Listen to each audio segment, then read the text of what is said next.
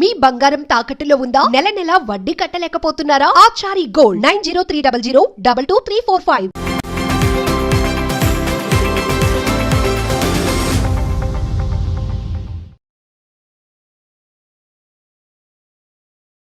Hi, welcome to Knox TV. నేను మీ ముఖేష్. ఈరోజు మనతో పాటు ఉన్నారు ప్రొఫెసర్ డాక్టర్ ముల్లపూడి సత్యనారాయణమూర్తి గారు, ప్రముఖ జ్యోతిష్యులు కూడా. నమస్కారం గురువు గారు. నమస్కారం ముఖేష్ గారు. సార్, ఇప్పుడు బ్రహ్మం గారి కాలజ్ఞానం మొదలైనట్టు కనిపిస్తూ ఉంది. సో చూసుకున్నట్టయితే విజయవాడ వరదలు కానివ్వండి, ఇటు మన తెలంగాణ కస్తే ఖమ్మంలో కానివ్వండి, సో యుగాంతం స్టార్ట్ అయినట్టు కూడా అనిపిస్తుంది.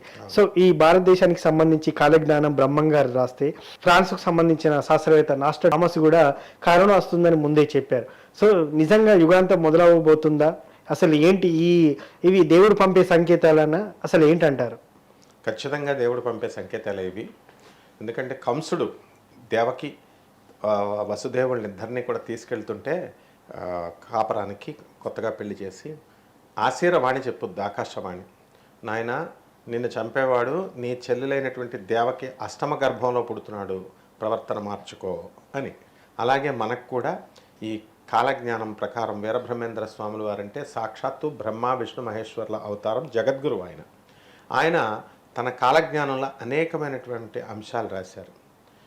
అవే అంశాలని ఇంచుమించుగా ఫ్రాన్స్కి చెందినటువంటి Nostradamus, is an astrologer cum doctor, physician ఆయన. సో ఆయన కూడా తన పాస్టులేట్స్లో ఇచ్చారు. ఏ విధంగా అయితే సుమతి శతకం మనకి చెప్పబడిందో 4 లైన్లు చొప్పున, అలాగే నాస్ట్రాడమస్ గారు కూడా రైమింగ్తో క్వాట్రైన్ అంటాం, 4 ఛందస్సు అనమాట. అలా ఒక సెట్ 100 కలిపి శతకం అంటాం కదా, సుమతి శతకం, అలా 100 కలిపి సెంచరీ అని రాశారు. ఆయన రాసినటువంటి పుస్తకానికి 1955లో రిలీజ్ అయింది. ఆ బుక్ పేరు సెంచరీస్. ఓకే. ఆ తర్వాత ఆయన 1957లో church of Catherine de Medici అనేసి, ఆమె queen of Henry II France దేశ రాజు యొక్క భార్య, ఆమె ఈయన ఆహ్వానించి తన పిల్లలకి జాతకాలు చెప్పమంటే ఎగ్జాక్ట్గా ఉన్నది ఉన్నట్టు చెప్పేస్తాడు. చెప్పేగానే 1957లో జరిగింది ఈ సంఘటన. ఒక్కసారి ఫేమస్ అయిపోయాడు నాస్ట్రాడమస్ అంటే ఏంటి అని. ఓకే. ఆయన పాస్టులేట్స్, ప్రెడిక్షన్స్ ఇస్తాడు, సేమ్ మన బ్రహ్మం గారు చెప్పినట్టుగానే. సో ఆయన ఫ్రెంచ్ రెవల్యూషన్ అనేటటువంటిది 18th సెంచరీలో వస్తుందని చెప్పారు. ఆయన పుట్టినప్పుడు 15వ శతాబ్దం, 1555కు ఫేమస్ అయ్యాడు. 1509లో ఆయన జన్మించారనమాట. ఆ విధంగా వరల్డ్ ఫేమస్ అయిపోయారు. అలాగే మన బ్రహ్మం గారు కూడా చెప్పినటువంటి ప్రతిదీ కూడా నాస్ట్రాడమస్ చెప్పాడు. అలా ఎలా వీళ్ళిద్దరిది కొరిలేట్ చేస్తే ఫ్రెంచ్ రెవల్యూషన్ ఈయన చెప్పాడు, ఆయన చెప్పాడు. తర్వాత ఈ కోవిడ్ అనేటటువంటిది 2020వ సంవత్సరంలో వస్తుంది, ఒక గొప్ప వ్యాధి వస్తుంది అని చెప్పారు, అదే జరిగింది. అలాగే వీరబ్రహ్మేంద్ర స్వామి వారు ఏం చెప్తారంటే, ఈ కాశీలో 1990లో గంగా వరదలకు మునిగి 40 రోజులు ఎవరు కూడా కలరా అక్కడ వచ్చేసి, ఎవరు కూడా గుడికి కాదు కదా, కలకత్తా సిటీ లోపలికి వెళ్ళలేదన్నమాట, అక్కడ ఉన్నవాళ్ళు తప్ప. ఇది నాస్ట్రాడమస్ చెప్పాడు, వీరబ్రహ్మేంద్ర స్వామి వారు చెప్పారు. అలాగే గోదావరి, అఖండమైనటువంటి గోదావరి 12 రోజులు ఎండిపోతుందని బ్రహ్మం గారు చెప్పారు. ఫ్యూచర్లో ఇది జరుగుద్ది. అగ్ని వర్షాలు పడతాయి. ఎలాగైతే యాసిడ్ రైన్స్, బంగారపు వర్షాలు, వడగళ్ల వాన, మినరల్ రైన్స్ ఎలాగైతే పడతాయో, అలాగే అగ్నిగుండాల లాంటి అగ్ని వర్షాలు పడతాయి అన్నారు. అంటే ఎండలు ఎక్కువైపోవచ్చు. నెక్స్ట్, ఇప్పుడు మన బెజవాడ కనకదుర్గమ్మ గుళ్ళో మనకి మాధవవర్మ అనేటటువంటి గొప్ప ధర్మమైనటువంటి ప్రభు 16వ శతాబ్దంలో పరిపాలించినప్పుడు ఆయన కొడుకు కొత్తగా పెళ్లి చేసుకొని చూడ్డానికి అని చెప్పేసి జనానికి చూపించడానికి ఆ రథం మీద బయటికి వెళితే, ఆ రథం క్రింద ఒకళ్ళు పడిపోతారనమాట. అతను పడిపోతే రాజుకు తెలియకుండా చేస్తే, ఎలాగో అలాగా మాధవవర్మకి తెలిస్తే తన కొడుకుని కూడా చూడకుండా మరణశిక్ష విధిస్తాడు. అతని యొక్క ధర్మ నిరతకు మెచ్చుకొని బెజవాడ కనకదుర్గమ్మ బంగారపు వర్షాలను కురిపించింది. ఇది కట్టుకథ కాదు, ఆర్కియలాజికల్ డిపార్ట్మెంట్లో నమోదై ఉంది. ఎవరైనా సరే విజయవాడ ఆర్కియలాజికల్ డిపార్ట్మెంట్కి వెళ్ళి చూసుకోవచ్చు. ఫలానా తేదీన ఫలానా రోజున బంగారపు వర్షం పడిందని. అంటే this is called as mineral rain. వడగళ్ళ వానలు ఎలా పడతాయో అలా అగ్ని వర్షాలు ఫ్యూచర్లో పడతాయి. తర్వాత ఈ యొక్క స్నో, ఇప్పుడు హిమాలయాస్లో స్నో కరిగిపోతూ వస్తుంది. అది అలా పుంజుకుంటూ వచ్చి మనకి అమెరికాలో, ఆస్ట్రేలియాలో ఎలా అయితే మంచు తుఫాను, మంచు పట్టేస్తుందో అలా శ్రీశైలం అంతా కూడా మంచు స్నో పిట్ పట్టేస్తుంది. ఈశ్వరుడు ఏడుస్తాడు, కళ్ళముట నీళ్ళు వస్తాయి. అలాగే ఈ యొక్క యాగంటిలో ఉన్నటువంటి ఈ యొక్క నందీశ్వరుడు ఆయన పెద్దగా ఎదిగిపోయి ప్రాణం వచ్చేసి దానికి రంక వేసి అరుస్తాడు. దీనికి సపోర్టివ్గా ఒక సైన్స్ ప్రొఫెసర్గా మెటమార్ఫిక్ రాక్స్ అని ఉంటాయి. ఆ రాక్స్ అవి ఎదుగుతాయి అన్నమాట. అంటే నంది ఎలా ఎదుగుతుంది అని సందేహం అవసరం లేదు. ఇప్పుడు ఉన్నటువంటి పర్వతాలు కూడా ఎదుగుతాయి అన్నమాట. మెటమార్ఫిక్ రాక్స్ అంటాం వాటిని. అలాగే బ్రాహ్మణులకి ఎన్నో వందల వేల ఎకరాలు ఇచ్చారు బ్రిటిష్ వాళ్ళు. అవన్నీ కూడా పోయి చిన్న బ్రాహ్మణ వీధులుగా తయారవుతాయి అన్నారు. మనం చూస్తూనే ఉన్నాం. ఇప్పుడు బ్రాహ్మణ వీధులు ప్రతి చోట చిన్న చిన్న వీధులుగా ఉన్నాయి, అన్నీ పోయినాయి. అలాగే తెర మీద రంగులు వేసుకొని నటించినటువంటి వాళ్ళు పరిపాలిస్తారన్నారు. Doctor MGR, doctor NTR, doctor Jayalalithaa, Pawan Kalyan garu, ఇంకా మొదలైనటువంటి వాళ్ళు, సూపర్ స్టార్ కృష్ణ, వీళ్ళంతా కూడా రాజకీయ రంగాల్లో వాళ్ళు చేశారు. అలాగే ఈ అప్పటికి మనకి ఫ్రాక్చర్ అయితే ఐరన్ రాడ్స్ వేసే టెక్నాలజీ లేదు. అవును, బ్రహ్మంగారు ఉన్న టైంలో ఆయన చెప్పారు, మీరు ఫ్యూచర్లో మీకు ఎవరైతే కాళ్ళు చేతులు విరగొట్టుకుంటారో యాక్సిడెంట్స్లో వాళ్ళకి ఐరన్ పార్ట్స్ వేస్తారు, ఐరన్ రాడ్స్ అని. నెక్స్ట్ వీరబ్రహ్మేంద్ర స్వాముల వారు ఆడవాళ్ళు ఫ్యూచర్లో సంస్కృతి మారిపోతుంది, పేదరికం ఎలా మారిపోతుందంటే మానాన్ని పిల్లల్ని అమ్ముకుంటారు అన్నారు. టెక్నాలజీ అలాగే తయారవుతూ వస్తుంది. నెక్స్ట్ ఈ యొక్క విడో పరిపాలిస్తుంది ఈ దేశాన్ని అన్నారు. ఇందిరాగాంధీ 17 సంవత్సరాల పాటు పరిపాలించారు, 16 నుంచి 17 సంవత్సరాల పాటు. ఆ విధంగా బంగారపు పక్షులు ఆకాశంలో తిరుగుతాయి, ఆ పక్షుల్ని మనము పట్టుకుంటే కళ్ళు పోతాయి అన్నారు. అది కూడా జరుగుతుంది. పక్షులు నేల కోలతాయి అన్నారు. ఆ పక్షులు ఏంటో కాదు, రావణుడి కాలం నాటి పుష్పక విమానాలే ఈనాటి టెక్నాలజీలో విమానాలుగా ఎన్నో విమానాలు కూలిపోతున్నాయి. కాబట్టి వీరబ్రహ్మేంద్ర స్వాముల వారు గోదావరి కృష్ణ ఆ మధ్య బేసిన్లో రక్త ప్రవాహం ప్రవహిస్తుందంటే అన్ని గొడవలు జరుగుతాయి. శాంతి కాముకమైనటువంటి ప్లేసుల్లో అక్కడ అన్ని గొడవలు జరుగుతాయి అన్నారు. ఆ విధంగా అనేకమైనటువంటి కోవిడ్ ఒక మహమ్మారి వస్తుంది.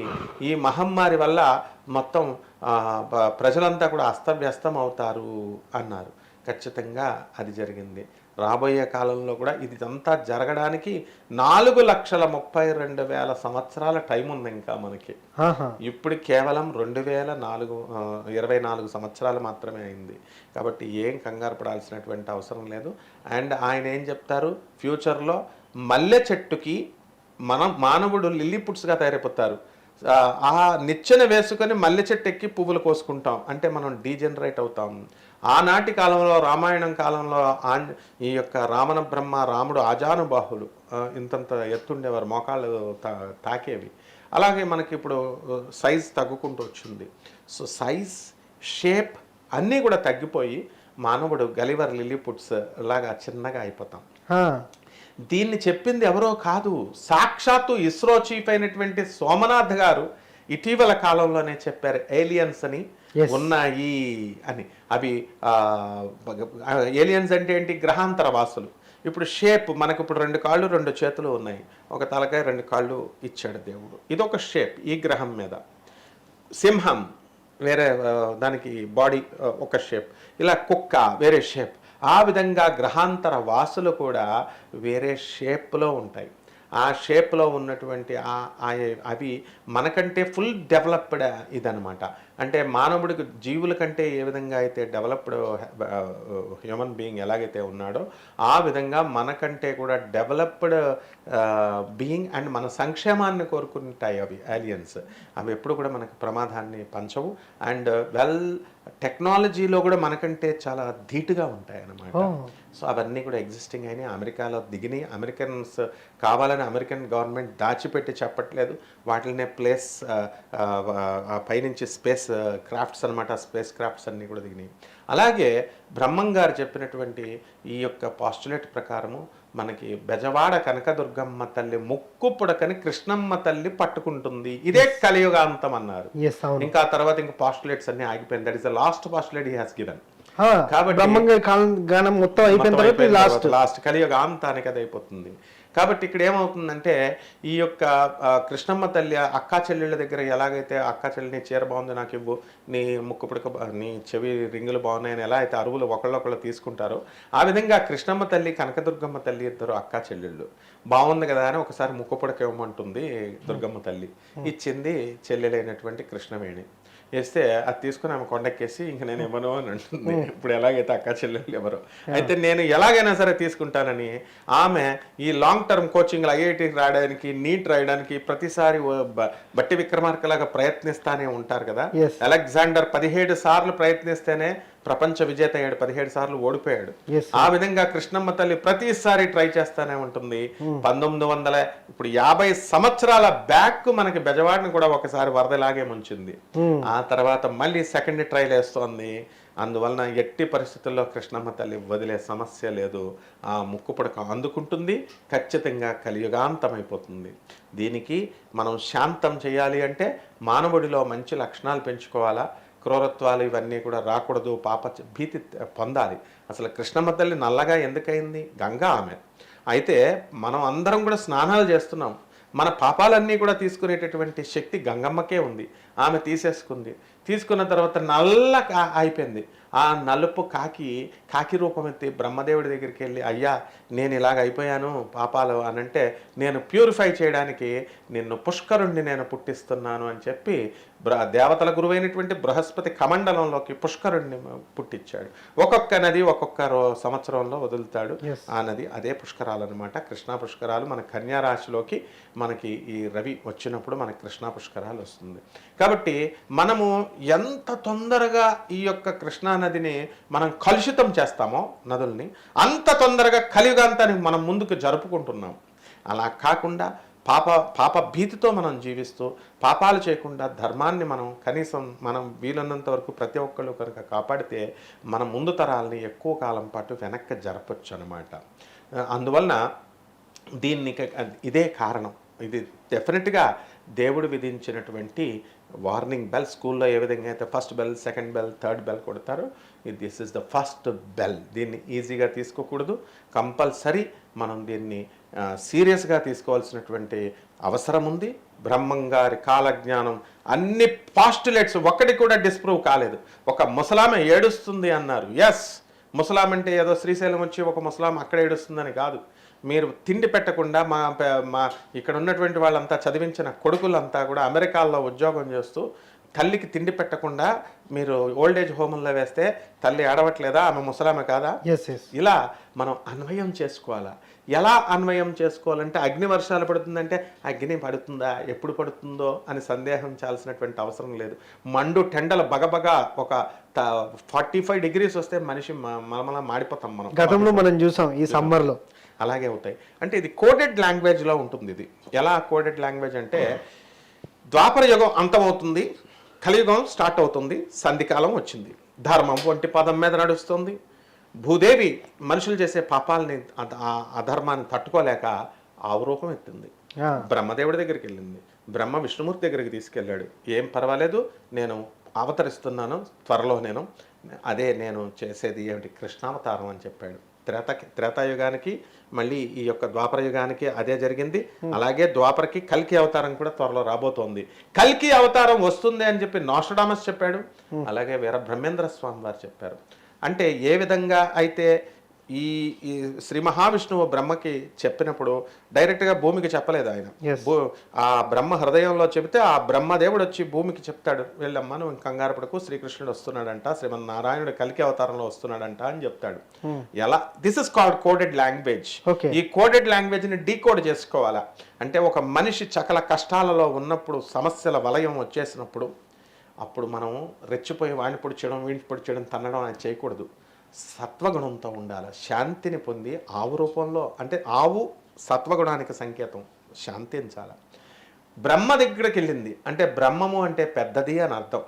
అంటే ఆ పెద్దది ఎవరు? జ్ఞానంలో కానీ వయస్సులో కానీ పెద్దవాళ్ళ దగ్గరికి వెళ్ళి నాకు ఈ ప్రాబ్లం వచ్చిందండి అని వాళ్ళు చెప్పాలి. అప్పుడు వాళ్ళు పరమాత్మ దగ్గరికి తీసుకెళ్ళాడు మహావిష్ణువుకి. అంటే ఆయన సొల్యూషన్ను చూపిస్తాడు మహావిష్ణువు. నేను వస్తున్నాను అన్నాడు. అప్పుడు ఈమె కష్టం తీరిపోయింది. ఈ విధంగా కోడెడ్ లాంగ్వేజ్లో వీరబ్రహ్మేంద్ర స్వామి వారు చెప్పినటువంటి కాలజ్ఞానం అంతా కూడా ఉంది. ఇది 100% ఇంకా రానున్నటువంటి 4,27,000 సంవత్సరాల కాలంలో ఈ పోస్టులేట్స్ అన్నీ కూడా జరిగిపోతాయి. అందులో ఏమాత్రం సందేహం లేదు. And this is the first warning. ఇదేదో సీరియస్గా కాకుండా సిల్లీగా తీసుకుంటే విజయవాడ మరి సరిపోదన్నమాట.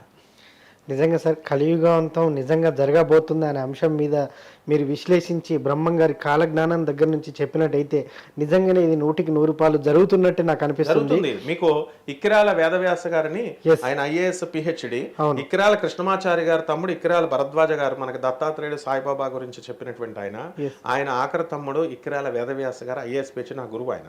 Ah. ఆయన ఆ కాలంలోనే రాశారు. మేము స్టూడెంట్స్ గా ఉన్నప్పుడు 1999 కలియుగాంతము అని చెప్పి రాశారు. బ్రహ్మాండంగా అమ్ముడైపోయిన బుక్స్. అవన్నీ పోస్టులేట్స్ జరిగినాయి ఆయన చెప్పినాయి. మేమే కళతో చూసాం. సో నిజంగా సార్, మనం జాగ్రత్తగా ఉండాలి. పాపాలు తగ్గించి పుణ్య కార్యక్రమాలు చేసుకుంటే కైలాస ప్రాప్తి పొందొచ్చని కూడా నేను అనుకుంటున్నాను. ధన్యవాదాలు. ధన్యవాదాలు.